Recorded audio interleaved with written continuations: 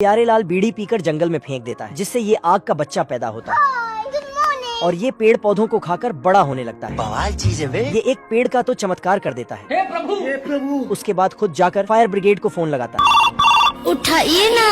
आप कौन? कहाँ लगाया फोन? गाड़ी स्टार्ट कर। तो यह दो भालू आग बुझाने आते हैं, लेकिन सालों ने पाइप को नल से नहीं जोड़ा था, तो बड़ा भालू जाकर पाइप को नल से जोड़ता है, लेकिन इस बार नल चालू करना ही भूल गया था।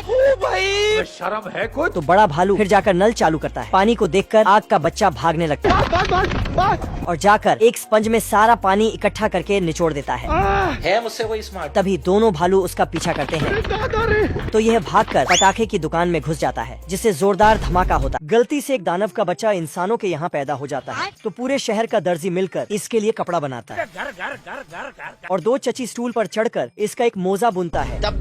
जब ये बड़ा हो जाता तो स्कूल पढ़ने जाता है, लेकिन स्कूल इतना छोटा था कि क्लास के बाहर से इसको पढ़ना पड़ता है। अच्छा ठीक है। जब सब बच्चे वाटर पार्क जाता है तो ये भी चुल्लू भर पानी में जोर से छलांग लगाता।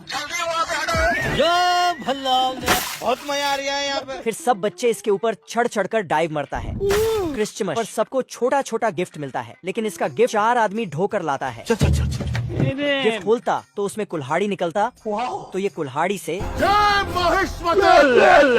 फिर उस लकड़ी से सबके लिए नया घर बना देता है। भालू इल्ली का नकली ड्रेस पहन लेता है मुझसे कोई स्मार्ट? बताओ। ये सब क्या देखना पड़ रहा है? और एक मुर्गी को इशारा करके बुलाने लगता है। दरअसल ये दोनों मुर्गी का चिकन बनाना चाहते थे। मुर्गी जैसे ही आती है तो ये बड़ा भालू मुर्गी को छील देता है, लेकिन मुर्गी फिर भी इल्ली का पीछा करती है।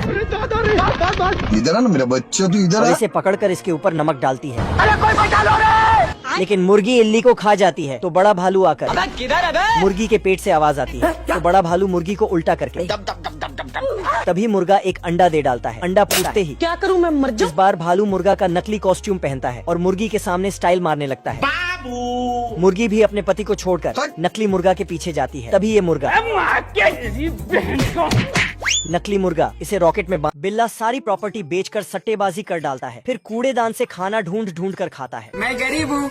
इसका लड़का डस्टबिन से हड्डियाँ निकालता है, तो ये मेंस लगाकर इसे बुलाता है। रोटी खा लो।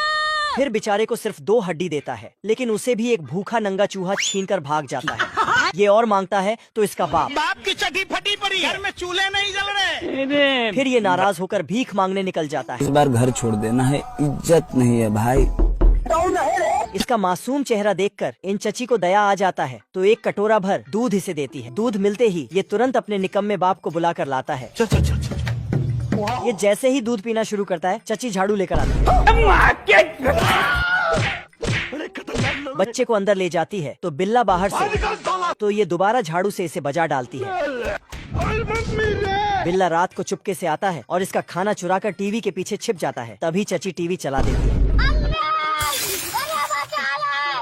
अरे खाओ ना दबा के। गधा गधा मजदूरी करके सुस्त हो गया होता है। खाने को दे रहे। आजा। तभी खाने की घंटी बजते ही दोनों अपने बाड़े में पहुंच जाते हैं। रहा नहीं जाता। पर सऊदी से आया हुआ गधा सूखी घास खाने से मना कर देता है। अरे पेल के खाओगे तो रेल के मारोगे। मैं नहीं मानता। ये देख कलुआ गधा भूसे में चीनी छुपा देता है। देख रहा है बिनू? पर साला ये गधा तो कलुआ से 2 कदम आगे निकलता है। तभी ये नल्ला अपने मालिक के गाड़ी पे हमला बोल देता है। सिस्टम पार देंगे। और एक एक करके गाड़ी की अच्छे से मार देता है।